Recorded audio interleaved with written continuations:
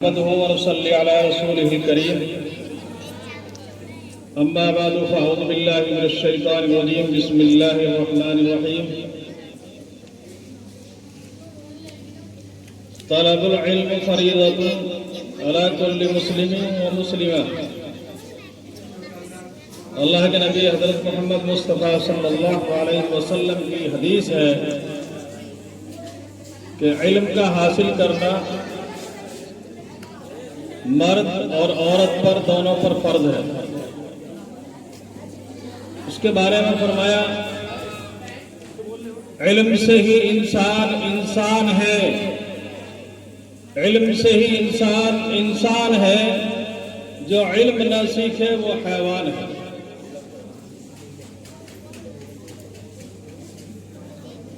مدرسے میں تعلیم یافتہ بچے، طالب علم اور طالبہ،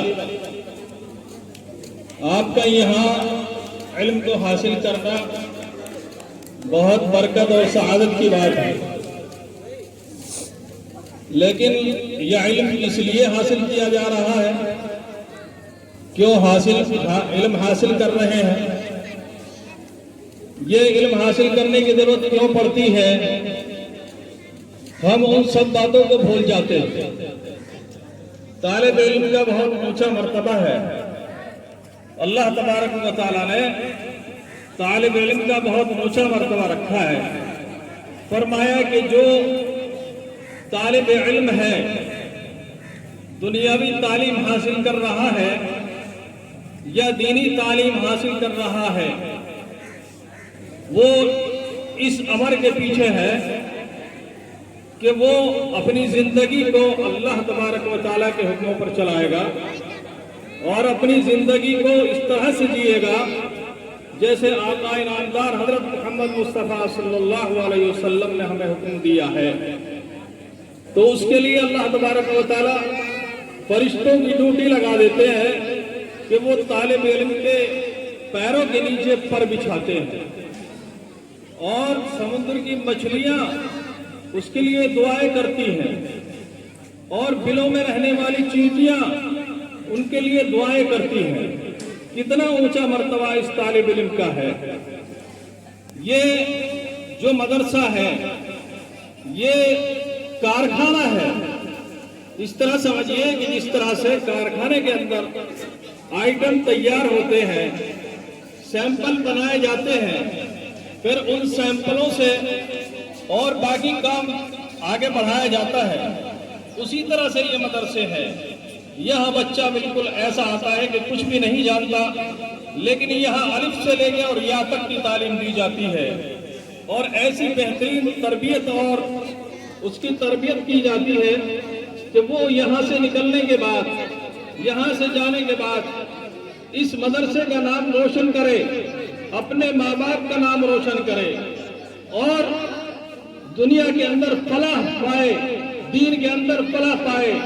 ان مدرسوں کی دین ہے، ان اسکولوں کی دین ہے، اور اللہ کا فضل ہے ہمارے سرپرست اور ہمارے اس مدرسے کے جو رہنما ہے، جو ہمارے اس مدرسے کے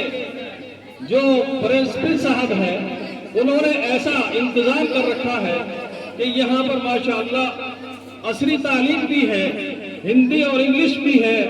اور اس کے ساتھ میں اردو بھی ہے، اور قرآن کی بھی بہترین تعلیم یہاں پر ہوتی ہے، جس سے بچہ یہاں سے نکلے تو وہ کسی چیز سے محروم نہ رہے، قرآن کی تعلیم سے بھی فیضیاب ہو جائے،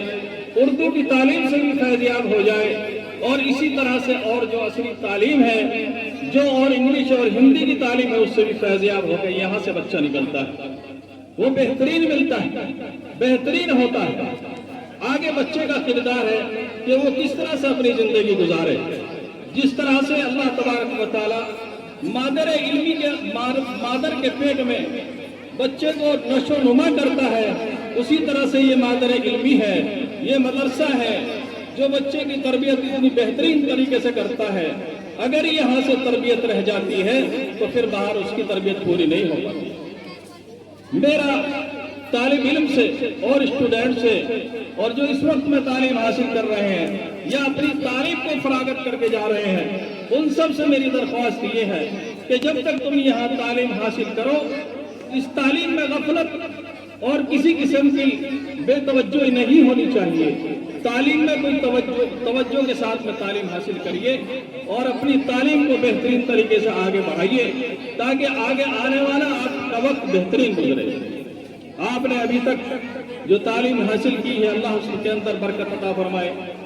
ہمارے یہاں سے جو MPS سے جو بچے فارغ ہو رہے ہیں، ماشاءاللہ ان کا ہر سال بہترین رزلٹ رہتا ہے اور بہترین ان کا نمونہ ہوتا ہے۔ جب باہر جاتے ہیں کوئی انجینئر بنتا ہے، کوئی ڈاکٹر بنتا ہے، کوئی ماسٹر بنتا ہے، اسی طرح سے ان کو اچھی اچھی ڈگریاں ملتی ہیں۔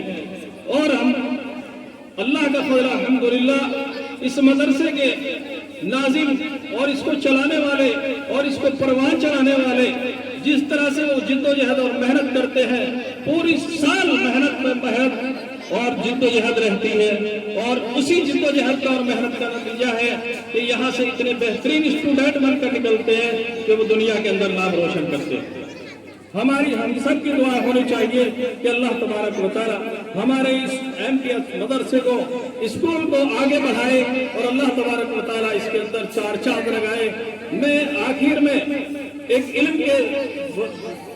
کی طرف سے ایک شعر کہوں گا، آپ کو غور کے ساتھ سنیے۔ پگھلا علم کی خاطر، پگھلا علم کی خاطر مثال شمع زیبا ہے، بغیر اس کے نہیں پہچان سکتے ہم خدا کیا ہے۔ وآخر دعوانا الحمدللہ۔